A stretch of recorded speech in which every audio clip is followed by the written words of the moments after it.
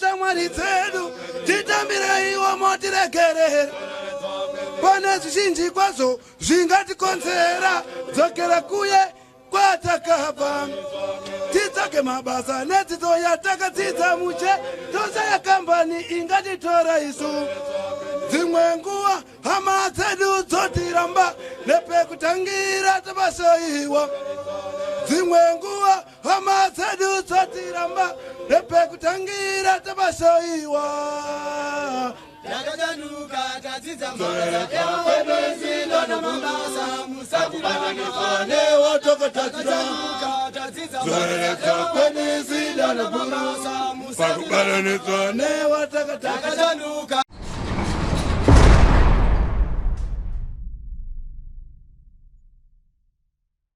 Sisi mezi makadi? Ndiri pangu makadiwo.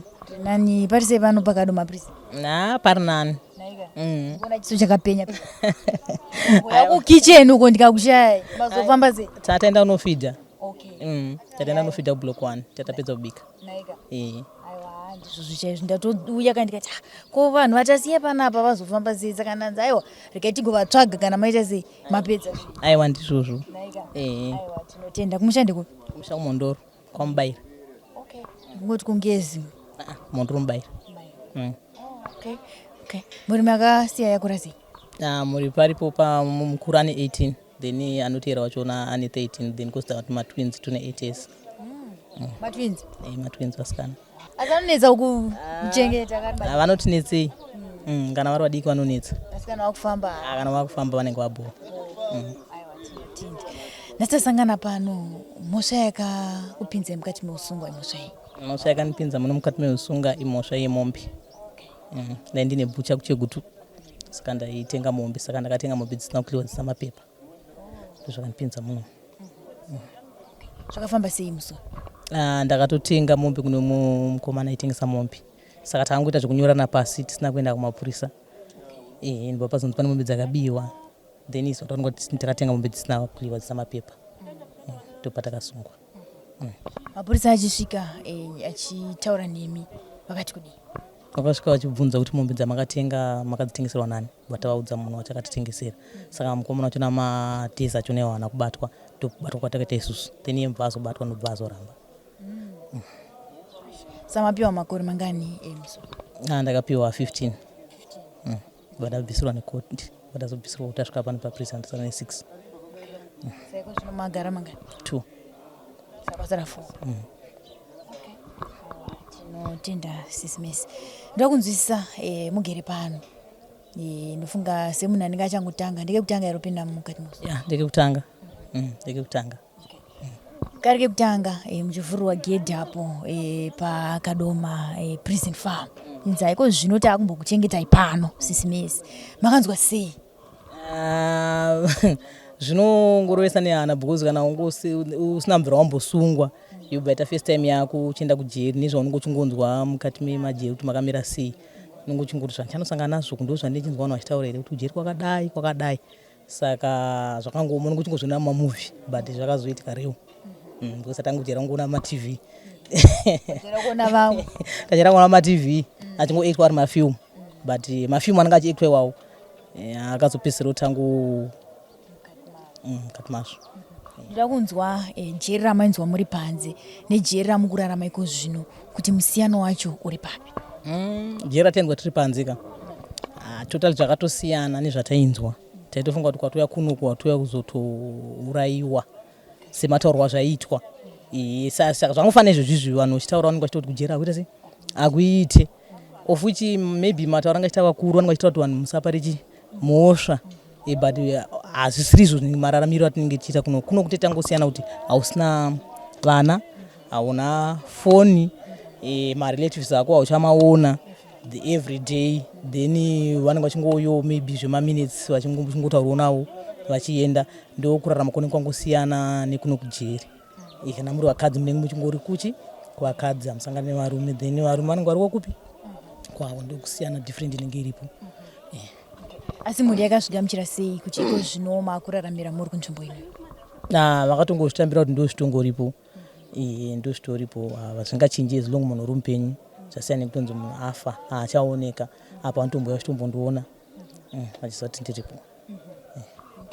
Masvika panzvimbo inoyi tozoti mune muchiri makabatikana kuti saka makore andapiwa aya tichamabatanidza sei apa pfungwa dzeichitaura futi kuti aiwa zvawaitonzwa kunze kwekwe ndizvo zvinotoitika kujeri hamusati manyatsopinda kamukati mazvo kuti munoti makomanaka zvatainzwa zvezvi hakuna zvinhu zvakadaro zvinhu zvokuti kana watongopinda mukati meusungwa waakutongoita zviri panzvimbo tongoti ifreedom diki inenge yaita sei yabviswa but zvimwe zvese munenge muchiita sei muchiita henyu.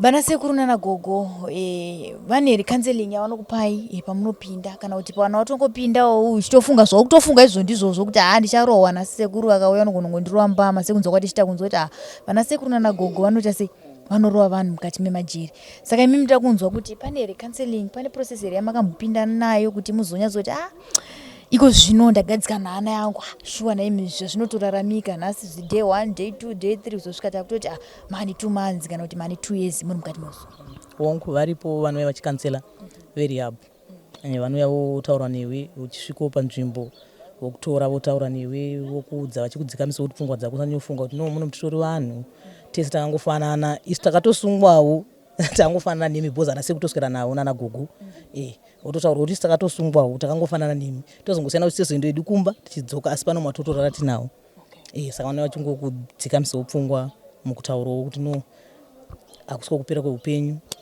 vachingokuonesawo kuti maybe kana usina mhosva because mujeri munopinda ane mhosva neasina nzvimbo inei makanyanisi yasiyana nehospital inopinda murwere chete muno munopinda ane mhosva neasina zvakafanana nemhosva yangu nemakore kana ndakazotongwa zvimwe nange zvakatosiyana because ni mhosva yangu ndakatenga zvisina mapepa ndinokupuwa fine kana chibhadhoro ndakazotongwa makore saka zvinongosiyana vachikudzikamisa pfungwa vachikudza kuti muno mujeri munopinda ane mhosva neasina anditone mhosva yangu kuti ndakumba uchitosara usina maybe zvinenge zvine reason saka vanenge vachingokutaura no pamwe pane zvaunenge wangonzi mwari pamwe pane zvida kutoitika zvombe zvakadarika izvozvo saka vanenge vachingokukanselawo nekufamba kungonozongo zvezvigamuchiro nekuonawo kana iwo wegawo kana uri munhu anofunga kuti zvaitika izvi maybe pamwe pane amhenowo zvinhu zvida kuitikawo mulife because munzvimbo inongopindawo ane mhosva neasina ane mari neasina vanowanikwa varimo asi kuti munhu wese amaona ari mujeri haana mari mwanenge atori nemari but mari inowana pada kushanda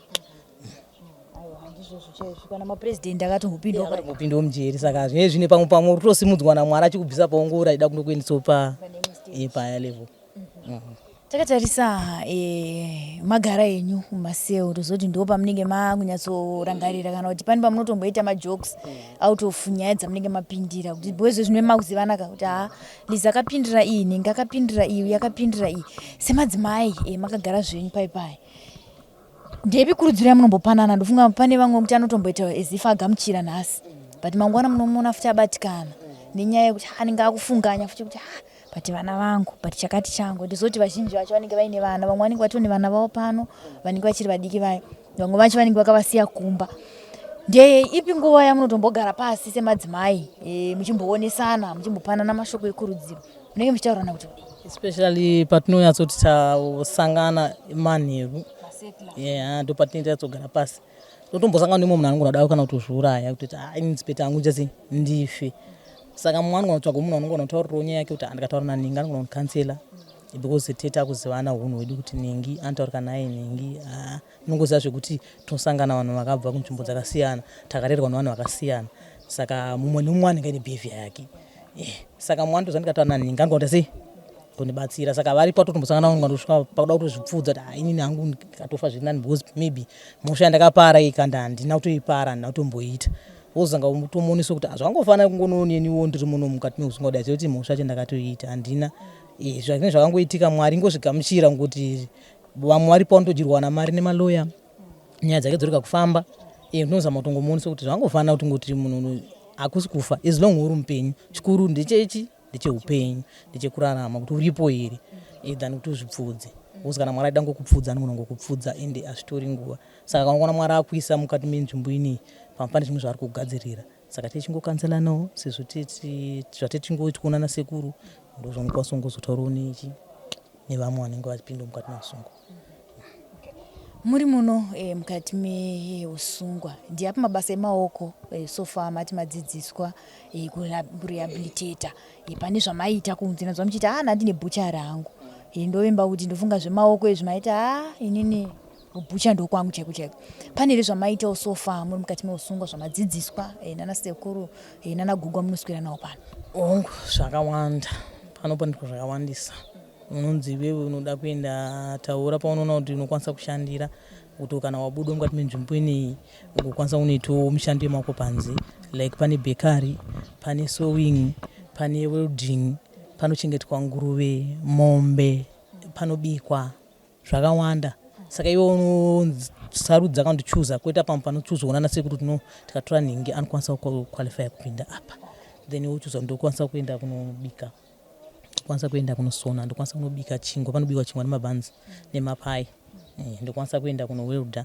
Ndoda nguita ini zvefarming, ndoda ngunochengeta mombe kana nguruve.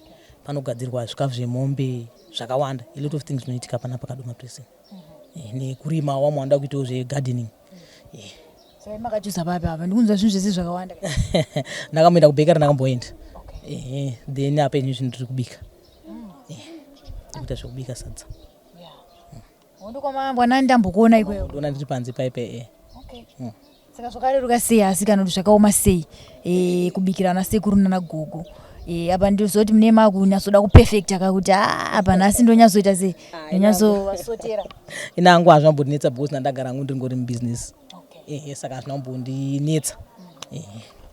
Hazvambondinetsa because ndaitobika futi pashop pachona ndaitobika usadza. Pabuche papo taibika sadza. Saka hazvambondinetsa angu.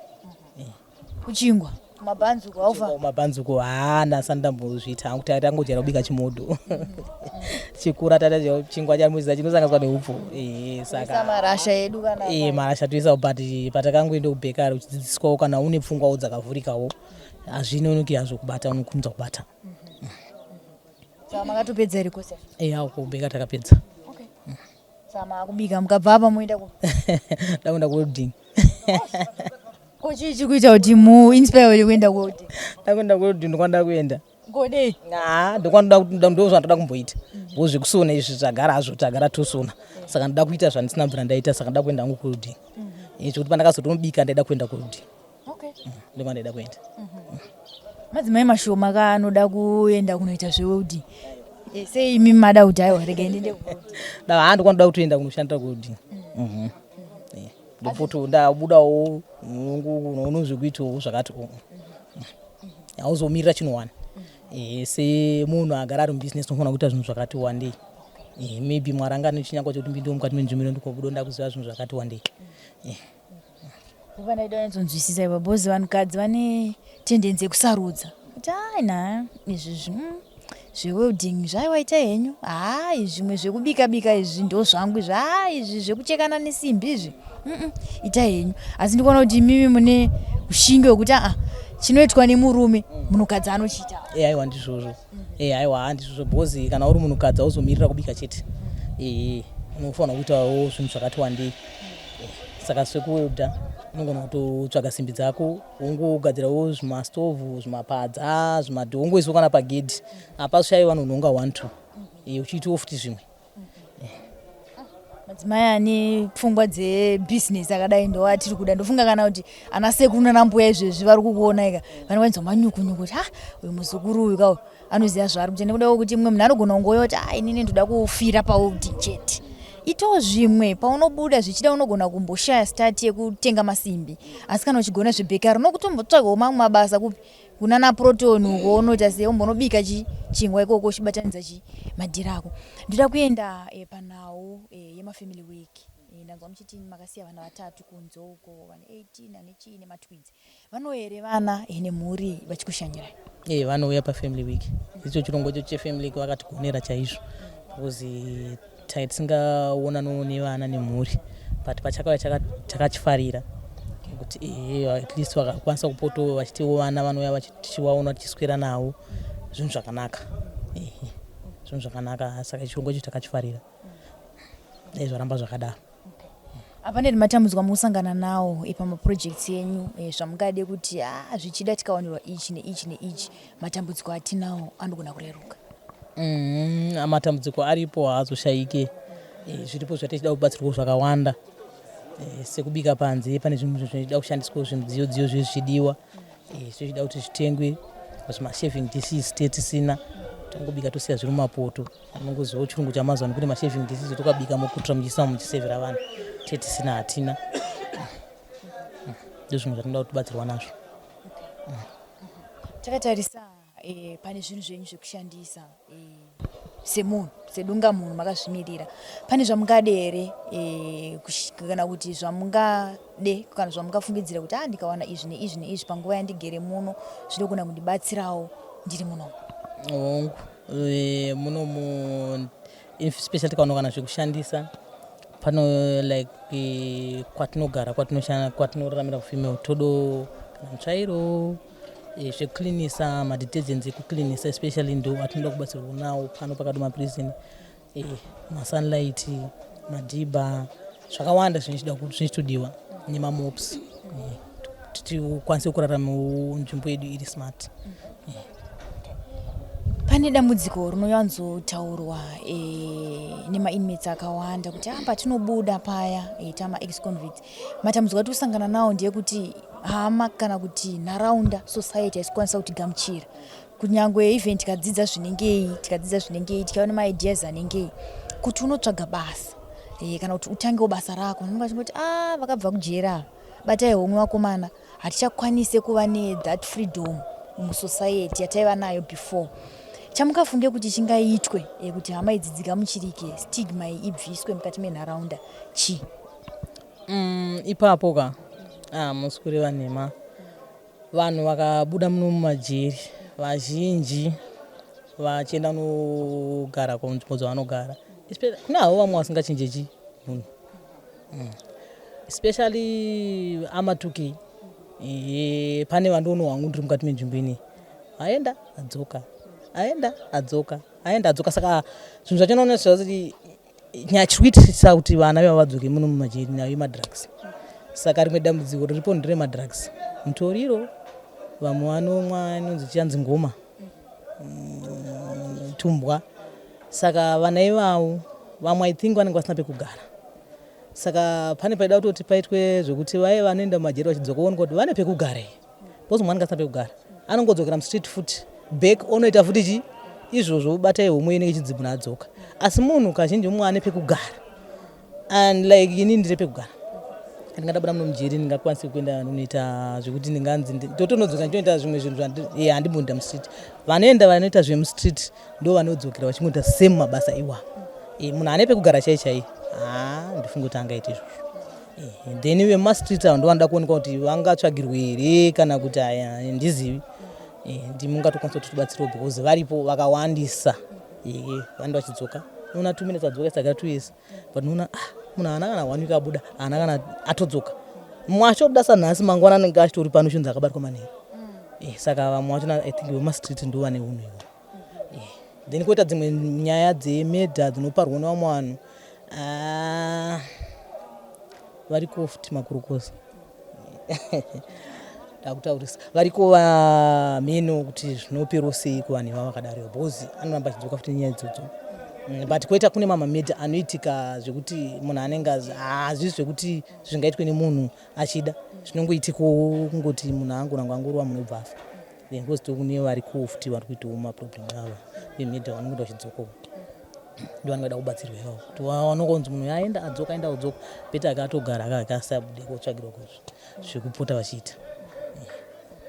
Chandabvunzira mubvunzo iyoyo ndechekuti ndiri kuona vanhu vazhinji vandombotaura kuti ini katoke chipiri ndichidzoka ine kuti hama hadzisi kunditambira dzirongoti dzinouya kuzonditora kunoko shuwa notouya musi wekubuda unotouya kuzomutora asi vari murodhi imomo vanotanga kuti batai chinhu chenyu munacho chakati ndechii munacho vadzoka kavanhu vaya zvekuti vanenge vakutanga futi kuita sei. Ndosaka ndazama kupatsanura kuti vacho vakadaro ndevechi vanoita izvozvo unhu ivovo ndevemadrugs vanoputa mutoriro vanomwa ngoma ndo inonzi chikwi brongo ndo inonzi ngoma vanoita unhu ihwohwo because haakwanisi kugara asina kudhakwa saka achangonorarama achingonoita basa iroro because haakwanisi kugara asina kudhakwa anotoda ngoma anotoda mutoriro munhu chaiche asingadhakwa varimo vanototoona kutoziva kuti uyu munhu uyu haiwa nyangwe akanzi abuda tinotoona naunhu hwedu totozivana kuti nyangwe akanzi abuda iyi mhosva ikangoparika zvayo mukugara then kutozoona kuti iyi yanga itori nyanyai munhu angatoni musikanzwa sekuti mhosva yakaparika munhu agara ndo zvaanotoita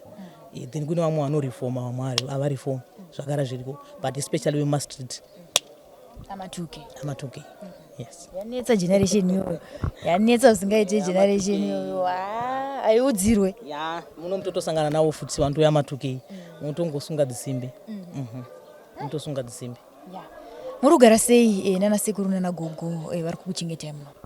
Vanasekuru nanagogo tigere zvakanaka ndo hama dzedu ende kunzi munhu wawagarisika panzvimbo kuchengeteka kwako kweunhu wako because vamwe unogona kuvenga kuti sekuru akaipa gogo akaipa but iwe ndi wakaipa because nekuda kweunhu wako paunhu apa ndopedza ndakadaro unhu wako ndokuti uchengeteke zvakanaka ndizvo kana pamusha kapane mutemo ndizvo pamusha pane mutemo kwangoteerera ngunzi iwewe gogo ava vadi zvakati unoraramika gogo ava vadi zvakati unoraramika but iwe kana usingateereri unoda kuchengetwa zvakaita sei ungotarisa zvinoita mubereki ndo zvaanofanira kungoita kana mwana asingateereri ndapiteta hangu tichida kupendera sisimesi mashoko enyu kuZPCS nekuda kwedanho ravakazotora kuti aiwa rikaitise ka-rehabilitation aka vanhu varehabilitate vanhu vareforme vanhu vave nemubato wemaoko kuti munhu akabuda anokwanisawo kunoita icho neicho asazodzokere kumadhiri because ndanzwa madhiri ari kunyanya achiita sei achiwanda achidzoka vanhu vachiramba vachipara mhosva. Mashoko amungade kuvasira muzuva ranhasi takanangana nekubatwa kwamuri kuita nemapurojekts ese amuri kuita pano nezvimwe zvavari kuzamawo kuti vakaita ichino nechino pavawo nemafamily week aya akakukosherai zvakanyanya kuti musangane nemhuri nezvimwewo zvavari kuita kubackground zvinezvinetsa asi vanototraya kuzama kuti rega tiite sei tiite zvinhu izvi vanhu pavanobudawo makore avo apera vabve kukoleji kunoku vaine zvavanenge vakabata. Mashoko ende kuti chipendera chirungu. Mashoko angu ndeyekuti kuna sekuru nanagogo vari kutichengeta kana kuti mapresident ese muno muZimbabwe kubva kumutungamiriri wenyika kuti pane iwo ana sekuru nangu vachiona kuti vanhu vatigere navo muno mumajeri vanotoonawo vega kuti uyu munhu kana vakatibatsirawo kuti pakugarisa kuda vanotoona kuti uyu munhu ane hunhu kuti asadzokere kana kuti zvaanga achiita vaona kuti arefoma at least vakamutsvagirawo kana zvekuti achibuda achiwanawo zvekunoita kuti uyu munhu abuda muno mujeri tatigarisa naye zvakanaka tikamubatsirawo tikamupawo kana kuti angava ari pamuntu wewelding tashanda naye zvakanaka tikwanisa na stati kuti anotanga upenyu kuti atizode kukunzwa uchizonzwa dzoka muno mujeri washaya kana chekunoita panze tokutanga ukupo kuti endai muita chi izvi project yako iyi anga ari paproject anga kuti anota kukupa kuti uende ndochi project wakuda panze ndaunoita uchi izvi kuti ukwanise kuraramisa mhuri usaramba uchidzokerawo kana vanga vari vamwe vantu zvavanenge vachiita mabasa akaipa vasadzokere mabasa akaita akaipa ndo zvanoida mukurudziro kuti ana sekuru nanagogo vabatsirewo vasungwa vanenge vabuda mumajeri nekuti vamwe mumwe anenge asina pekuzotangira ofunga kuti ndabuda mujeri handina kana chekuti ndotangira papi mwe anenge asitorina inonzona futi adzokera futi chii ikoko aiwa tinotenda sisimesi nenguva yenyu nekutiudzawo zvakare magariro amuri kuita kuitira kuti chidzidzisawo vari kunze kuti aiwa kana wagara mujeri hazvirevi kuti wangogara chete usina zvaunenge uchiita unogona kutobuda wato chamangwiza pakugadzira mabhanzi chamangwiza pawelding ndofunga tichazodzoka pano makutiradza kuti aiwa pamakabva paya ndakazotosara shuwa ndikanodzokera ndikanoita welding aya mawindow frame angu aya madoor frame angu aya ndakagadzira zvichienda zvichiburikidza nerehabilitation yamunenge muchase muchibatsirwa nayo nanasekuru nanambuya.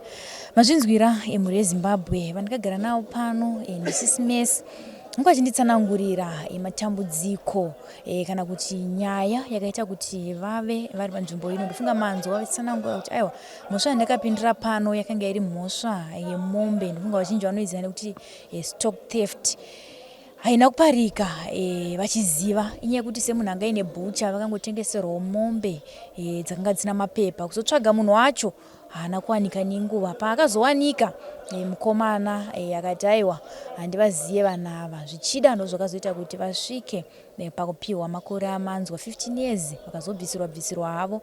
Iko zvinovati pano panzvimbo ndagara for 2 years ndiri muno mukati mekadoma prison farm. Asi chavanyanyotaura kana kuti kukumikidza kufara kwavari kuita nekuda kwechirongwa chakaparwa nezvemajeri kuti aiwa regai tiise maprojects ekuti vanhu vanenge vari mukati meusungwa pavanobudawo vanokwanisa kunozondobatawo chino nechino. Ndofunga manzwa achiti aiwa ini ndakaita maprojects akati ndakambomhanya ndikaenda kubhekari uko ndakambomhanya zvakare iko zvino ndiri kuita hangu zvekubika.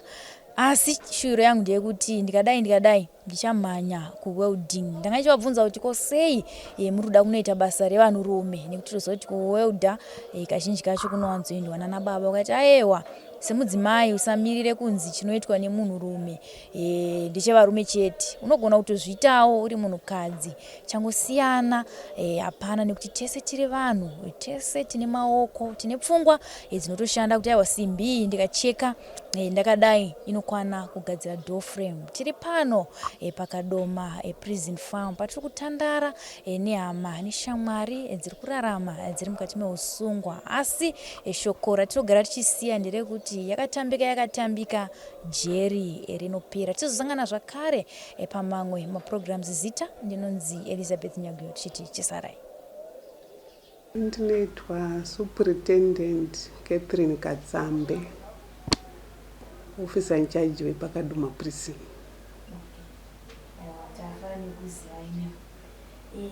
Memfunga ndambofamba chitaura nyama neshamwari dziri pano dziri kurarama dziri mukati meusungwa. Ndingade kuziva process yamunoita kana musungwa achinge asvika panzvimbo iwayo. Masvita isusu sekadoma prison, kana musungwa achinge asvika panapa aunzwawo kwedu kubva kumatare edzimhosva, tinomutambira muofisi yedu yaanotanga kusvikira inonzi reception office.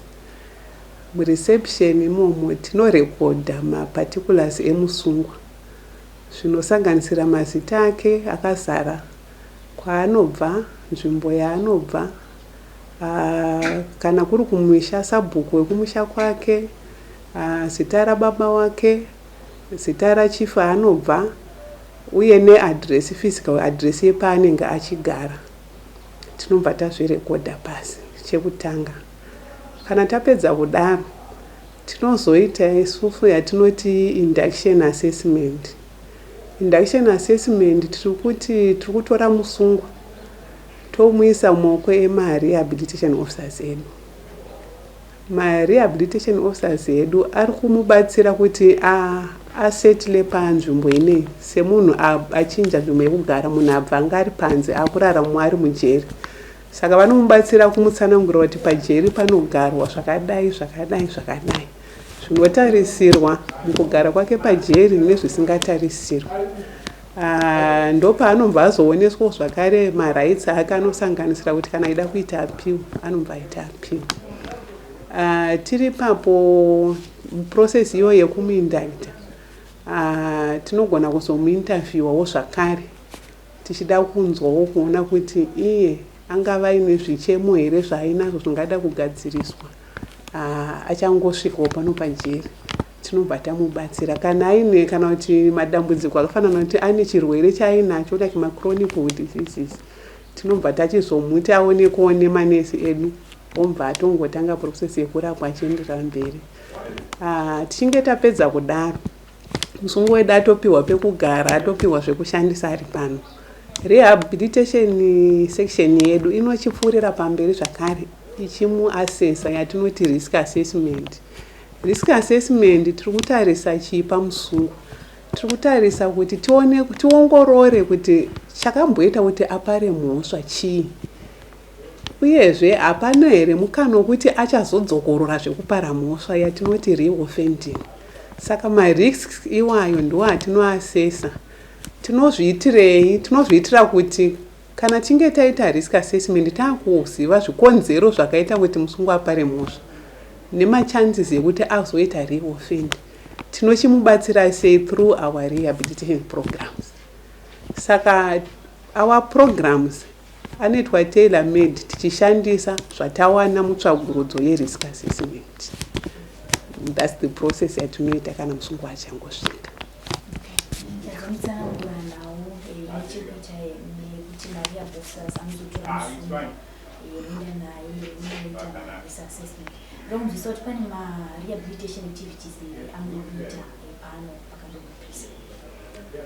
Ma-rehabilitation activities tinawo akati one day. Chekutanga atinoti ma-skills training. Atiri kuti toda kupa musungwa ruzivo rwokuti agone kuita mabasa emaoko.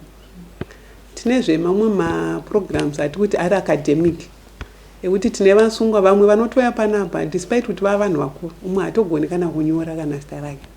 Saka tine basic academic education inopiwa zvakare kuvasungwa. Tinezve ma-academics anosangana ma-grade 7, ma-A level, ma-O level. Tinovadzidzisa zvakare kuti musungwa aine chido chekudzidza anogona kudzidza kusvikira up to university level kana aine capacity uye aine chido chekuti adzidze. Saka ndingangoti saka muma-skills training edu panapa kanoma tiri kurana yatinoti building brigade ndezve construction. Tine vasungwa vari kuvaka, tinotione ma-buildings makuru atakaita ma-projects muzvikoro, mu-community panapa tiri kuvaka zvakare chikoro. Then tine workshop, tailors workshop, ine vasungwa vanosona mbatya dzakasiyana siyana zvekuti ndo vanotosona hembe dzavamuri kuona vakapfeka pano dzese dzinosonwa pano, hembe dzeprovince yese dzevasungwa nema-officers zviri kusonwa pano pakadoma. Then tine zvakare workshop yedu ye-welding ine vasungwa zvakare vari kudzidzira zve-welding ne-fabrication. Vasungwa ava vari ku-welding nevari ku-tailors, chinangwa chedu ndechekuti tizova register vagocertify.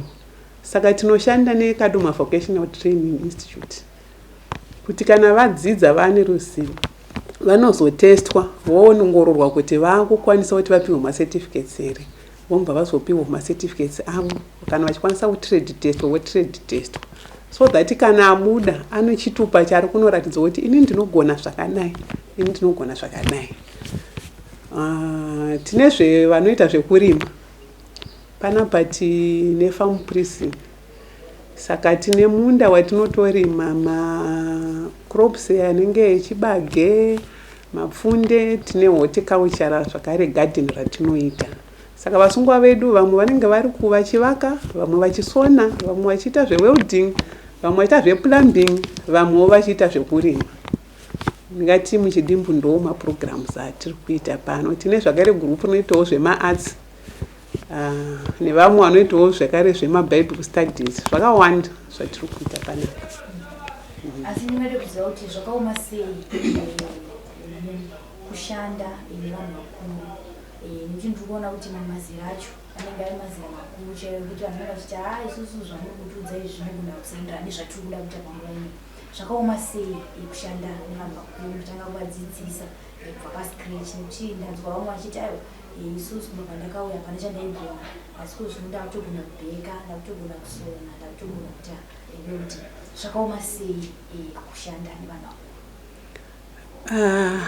Hazvina kureruka kudzidzisa munhu mukuru, asi regai ndingoti isusu panapa kangoti ZPCS as a whole tine ma-officers akadzidzira zvidzidzo zvakasiyana siyana.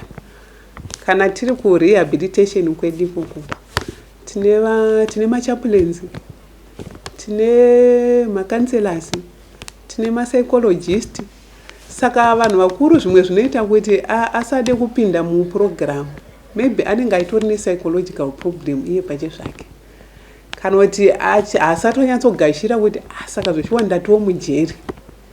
Saka zvatinozoita ndezvokuti vanhu ivavo tinovatora tisati tatombovaisa mumaprograms, tisati tavaita enroll muma-different programs, tinogara navo pasi totaura navo zvakanakira rehabilitation program, ma-benefits ayo kwaari as an individual, nezvainozomubatsiro kana achinge abuda panze, because there is always a life after prison. Saka izvozvo mukuvabatsira nekutaura navo chivaonesa kunaka kwazvo zvinozoita kuti vanzwe chidakadaka chekuti vapinde mumaprograms aya, nekuti vamwe vacho pane vamwe vakatobva nepano vaunotozunzwa uchinzi akuita zvakati ari panze. Izvozvo futi zvinoita kuti neiye azoda kuti regai ndizoitawo zvakaita nhingi ndabudawo mujeri muno. Asi sezve-PCS murikuona maprograms aya akanaka zvakadii kuhamanisha mari dzekurarama dzemukati muno vasati vamuda vachiri muno, ari kuvabatsira zvakadii maprograms aya? Ndingati nini ari kuvabatsira nekuti chekutanga nofunga pane saying inoti an idle mind is the devil's workshop. Saka munhu kana ari committed nguva zhinji dzake aine chaari kuita haazowani pfungwa dzekufunga zvimwe zvinhu zvakaipa. Saka izvozvo zvokuti ndinonge vari kubatsirika nokuti vamwe vachionezvo anogona kutouya achitori nepfungwa yecriminal mind chaiyo, kuti unoti munhu even behavior yake itori yemunhu anotorunzwa kuti ndikaita chakaipa haafili guilty maari. Asi mukuvapinza maprograms ivavo nekubatsirana nevechaplains vedu vachivapa yatinoti moral support, spiritual support, vanozozvigashira. Kana vazvigashira vakapinda maprogram vanoona zvinovabhenefita, nekuti isusu chinangwa chedu kazhinji chatiri kuda ngati maplans atinawo atofunga kuti in future tichinge tazozvikunda tinochida kuti vasungwa ava like tomboti munhu ari kuvaka paanobuda ujeri munhu akutogona kuvaka aane certificate rake tomupowo kana matools ekuti agone kuti anoshandisa atangewo something apanze zvokuti haazopari muzva. Saka zvinotovabatsira nekuti anopinda munomu asina chaainacho, asi paanobudawo munomu anenge aane pekutangira, aane something, aane skill yaaita akwaya ari muno mujeri. Saka sofa mukubatsirana sei nevasungwa vanenge vasina hama dzekuuya kuzovavhizitira, pangava maordinary visits pamwe chete nemafamily week, mukubatsirana navo sei kuti vave nezvikwanisiro zvinovakwanira vachigere pano?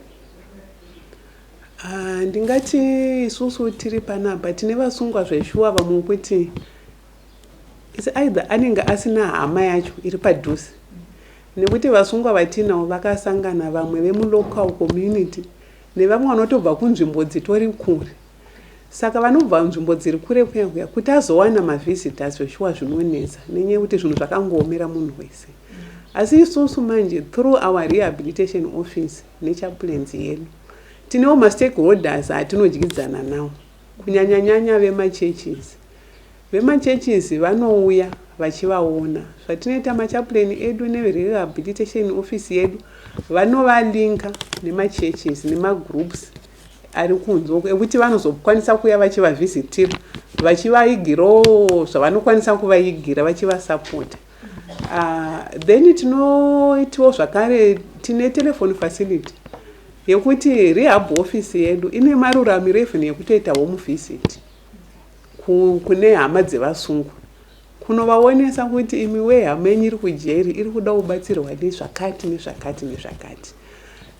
Dzimwewo hama dzinoita comfort, dzimwewo munongozivawo kana munhu angolebhuliwa musociety kuti uyu imbavha kana kuti imhondi, vanhu havazonyanyodi kuasosieta naye.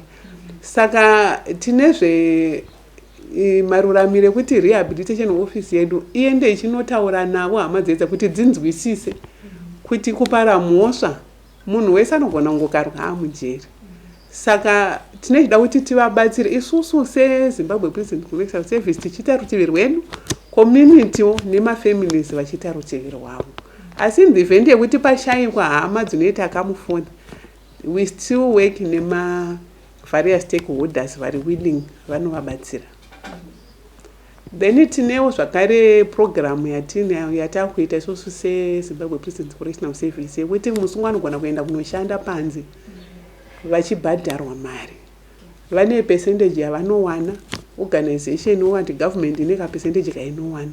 Saka mari idzodzo vanogona kutodzishandisa zvakare for their upkeep vari panapa. Kana ine zvimwewo zvaari kuda zvatiri kukwanisa kuprovide anoishandisa zvakare. Mari iyoyo anogona kutoishandisa zvakare kutotumira mhuri iri kumba. Kana kuri kuti yakati one day anogona kutotumirawo mhuri iri kumba mari iya yobatsirikana. SezPCS ndezvipi zvamuri kuita kuedza kudzikisa stigma pane hama dzedu dzinenge dzabuda mukati meusungwa. Ndikunzwisa kuti kune dzimwe hama dzetinotaura nadzo dzisanangura kuti ine kake chipiri kana chechitatu ndichidzoka mukati meusungwa. Iri nyaya yekuti ndikaenda kunzo handisi kugamuchirika kunyanya mucommunity kana musociety mavagere. Ndikauya yekuti vanhu vanenge vachiwaraidza nemazita sekutaura umwe kuti aiwa mundi yadzoka mbavha yadzoka. Ndezvipi zvamuri kuitawo sezPCS kuedza kubatsirana nehama idzi kuti dzisaramba dzichidzoka zvakare mukati meusungwa. Vanoita mabasa aya muri kuvadzidzisa vari kunzo. Ipapo ndingati tichiri neka-challenge asi zvava nani. Mazuva ano kubva patakatransit from ZPS to ZPCS ndingati zvava nani nekuda kwekuti Zimbabwe Prisons and Correctional Service izvozvi zvitane a broader ndingati approach yatakuita kurehabilitation yedu. Vasungwa hama dzevasungwa ndifunga tine madays atinawo like atinoti mafamily week, even pamavisits pedu panoya mavisitors edu kuzoona vasungwa tinotora mukana wekuti tivaonese kuti musungwa yese akakanganisa asi munhu anoreform ende isusu we are there kuti tivabatsire kuti vareform vave vanhu vakanaka. Saka tinotovatsanangurira zvatitsanangura kumashure kuti kuburikidza kuvabatsira nekuvadzidzisa mabasa vanenge vatova a changed person.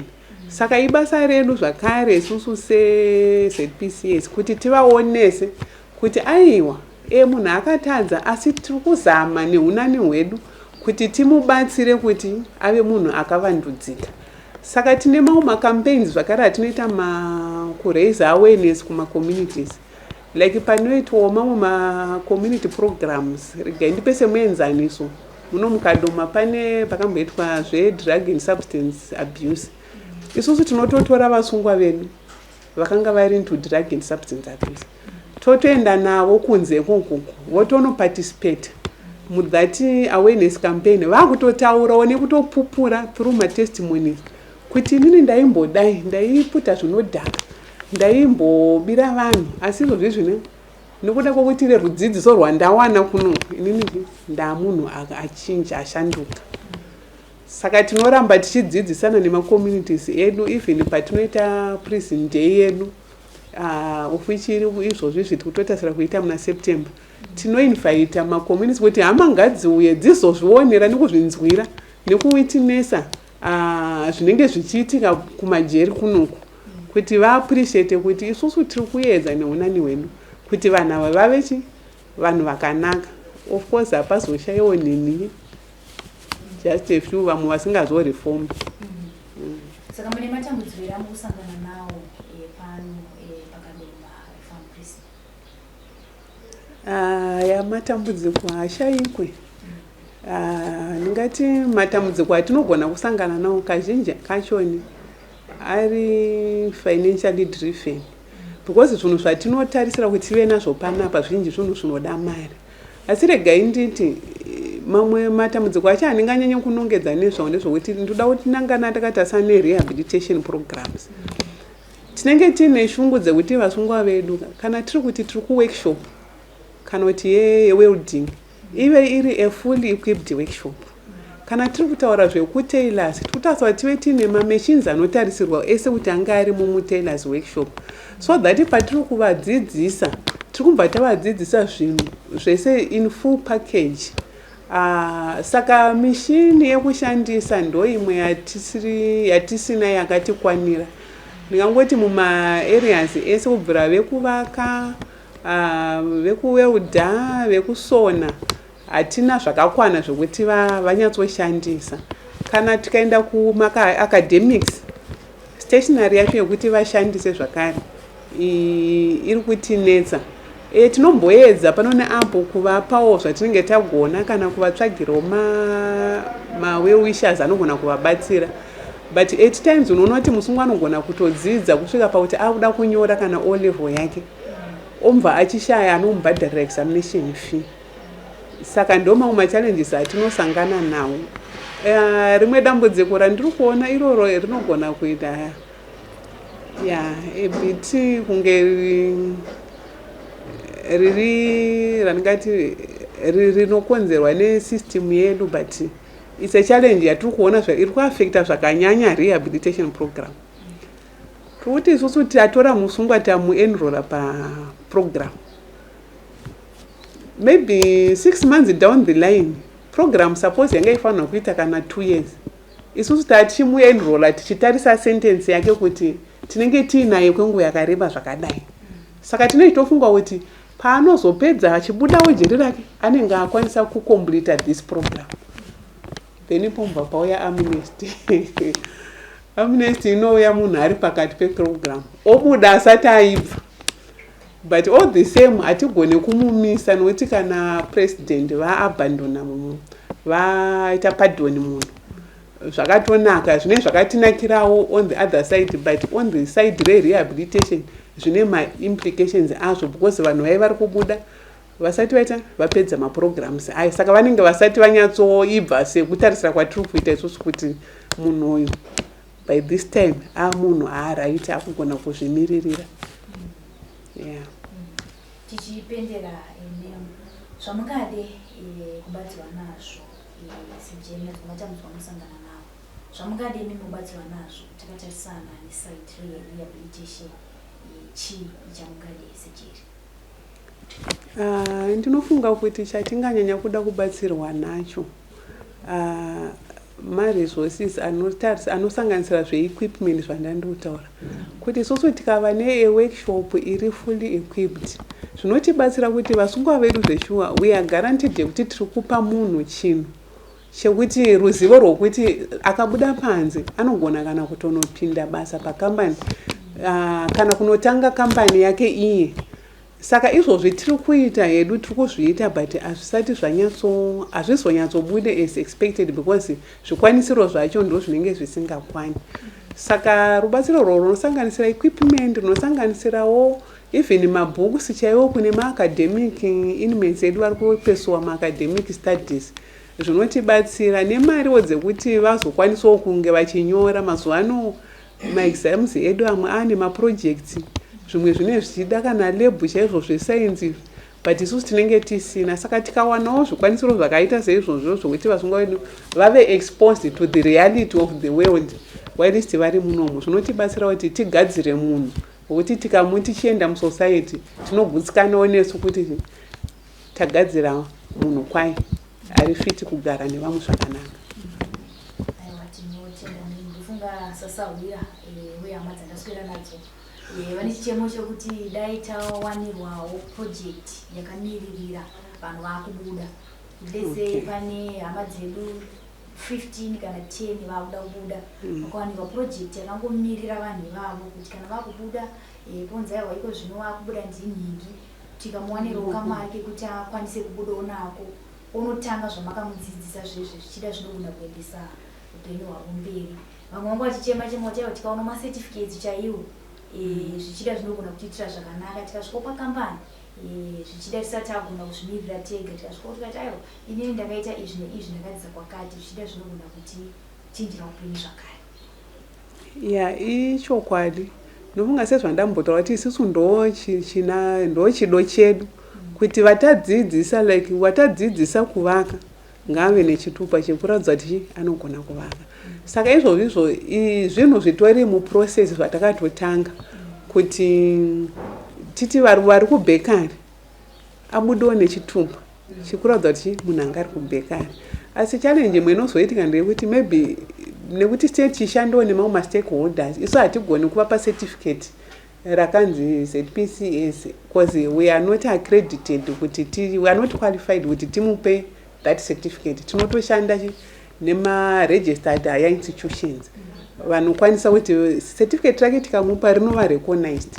Saka izvozvo ndo zvatiri kuita work towards neme-institution yandambotaura yai yekaloma vocational training. Zvinogona kutora time hazo unongoziva maprocesses asi zvinhu zvitori mupipeline izvozvo tiri kutozvigadzirisa. Thank you.